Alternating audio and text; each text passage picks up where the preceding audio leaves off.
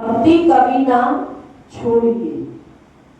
कि चाहे जीवन के अंदर परिस्थितियां कैसी भी आए, कुछ भी हो, लेकिन भक्ति के मार्ग को कभी छोड़ना नहीं चाहिए। तो इसलिए बड़े सुंदर शब्दों के अंदर लिखा कि भक्ति कभी ना छोड़िए, चाहे निंदा करे संसार। जब डर जाते हैं कि संसार हमारी निंदा कर रहा है, कोई अच्छा कहता है, कोई बुरा कहता है, तो इस मार्ग को छोड़ देना ही अच्छा है।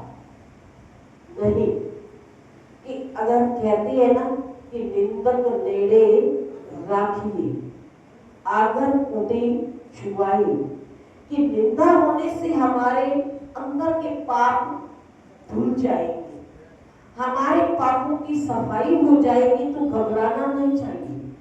तो इसलिए संत फरमाते हैं कि भक्ति कभी ना छोड़िए, चाहे निंदा करे संसार, भक्ति में ही परम सुख है। तो यही भागवत का सार, यही भागवत का सार।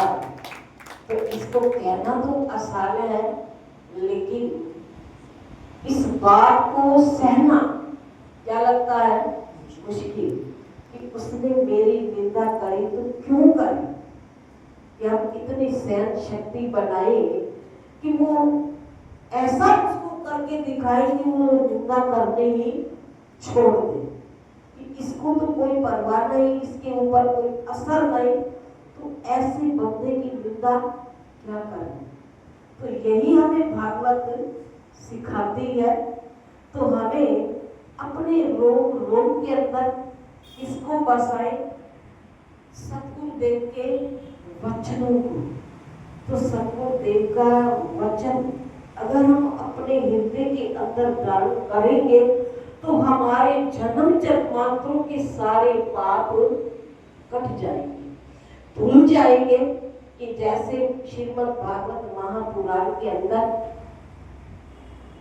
अजामिल पापी का ये प्रसंग पाठ यहीं से चल रहा है कि अजामिल पापी था, कि वो उसने पूरे जन्म के अंदर क्या किया, कि चाहे वो अजामिल ब्राह्मण था, लेकिन चोरी डकैती आते जाते रंगों को लूटना, कि ये उसने अपना कर्म बनाया हुआ था कि रोज नित्य प्रति इन सब कार्यों को करना। तो अजामिल क्या था, घोर पापी। कि घोर पापी होकर भी कि उसने कि उसके कितने बेटे थे, 10। तो सबसे छोटे बेटे का नाम उसने क्या रखा, नारायण। तो नारायण नाम किसका है, भगवान। कि जब कि ये तो उसे पता था ना कि मेरे छोटे बेटे का नाम नारायण है, लेकिन उसे ये ज्ञान नहीं था कि नारायण नाम भगवान का है। तो वो हर वक्त अपने बेटे नारायण का नाम हर श्वास श्वास में लेता जपता। तो चोरी करना, पाप करना, दुष्कर्म कमाना, तो ये उसने अपने जीवन का कर्म बनाया हुआ था कि नित्य प्रति इन शुभ कार्यों को करना। सब कुछ करते हुए तो नाम किसका लेते था, छोटे बेटे नारायण का। हर बात के अंदर उसको पुकारता, नाम लेता, नारायण नारायण। तो एक कहती है कि उसकी 80 वर्ष की आयु हो गई। किसकी,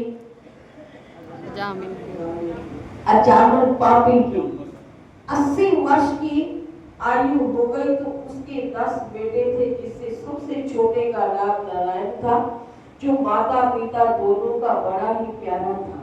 उनकी तोतली बोली और बाल सुलभ बातों में बूढ़े का मन लगा रहता।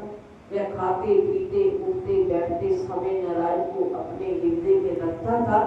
उससे प्रेम में वह इतना अनुरक्त था कि उसे मौत का ध्यान ही ना रहता। कि उसको ये भी खबर नहीं थी, ये भी ध्यान नहीं था कि जब मेरा अंत समय आएगा तो उस वक्त में प्रभु को क्या जवाब दूंगा।